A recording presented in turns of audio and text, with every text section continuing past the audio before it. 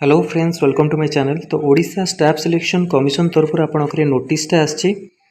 तो 10/9/2024 नोटिफिकेशन रोचे कौन सीटीएसआर आपण जो जूनियर माइनिंग ऑफिसर था तार आपण रिजल्ट आसी विषय आज आम डिटेल्स जाना। तो वीडियो को शेष पर्यटन देखूँ। आम चैनल प्रथम थर पर चैनल को सब्सक्राइब करूँ और यही कंटेंट बेल आइकन को क्लिक करूँ जब समस्त नोटिफिकेशन आपण पहुँच पारे। देखो जूनियर माइनिंग ऑफिसर आपंकर रिजल्ट आसी।